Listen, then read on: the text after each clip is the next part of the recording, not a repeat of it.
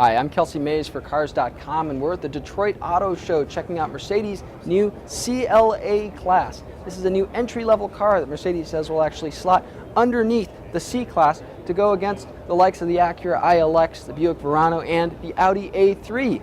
Let's check out what differentiates it from the rest of Mercedes' lineup. The CLA is a front-wheel drive vehicle, very unusual for Mercedes, which traditionally makes a lot of rear-wheel drive cars. It will offer 4MATIC all-wheel drive as an option. Now, this car has styling that runs very similar to the CSC, the concept style coupe that we saw in the spring of 2012. Very swoopy styling. It kind of mashes together sedan and coupe looks, similar in profile to Mercedes' CLS high-end sedan. Now the CLA is about 1.5 inches shorter in wheelbase versus the C class, but it's actually longer bumper to bumper, and width and height remain similar. So does interior volume in roughly the same ballpark, Mercedes tells us. Definitely you get in, you find fewer features than in other Mercedes vehicles. Things like manual climate control, manually adjustable seats here in this car at the auto show. We'll have to see how final equipment specs flesh out to the version that the United States gets, but if this is any indication, definitely less premium in terms of features. Quality is decent overall.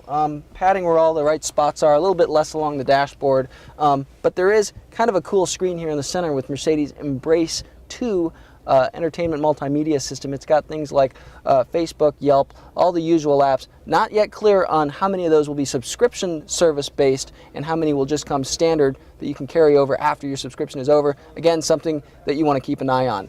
Visibility, something else I'm thinking about. The rear window, pretty small, not that easy to see out of. The side windows, though, have decent space. So does the front windshield, as long as you can get past these A-pillars, which also seem a little bit thick. Something that we've noticed in a lot of coupe-like sedans is that you lose some visibility in the name of shape. Definitely the case here. The back seat's reasonably packaged in terms of legroom. There is a pretty high floor hump here, expected when a car offers optional all-wheel drive. Headroom a little bit tight for me, as you can see. I kind of have to slouch a little bit, but the seat actually sits reasonably high off the ground, all things considered. Mercedes says there will be a standard folding back seat, something you don't get in some of the CLA's competitors. It folds down in a 60-40 split here, carries the center seatbelt with it, which is kind of nice because then you don't have to battle a center seatbelt if you're pushing stuff through the trunk. The CLA goes on sale this fall with an estimated starting price of around $30,000. That's a good amount less than the C class is right now. Drivetrains will include just a 2-liter inline 4 that's turbocharged, good for 208 horsepower, 258 pounds-feet of torque. It routes power to the wheels through a 7-speed dual clutch automatic transmission. Stay tuned to see how it drives when we report that later on.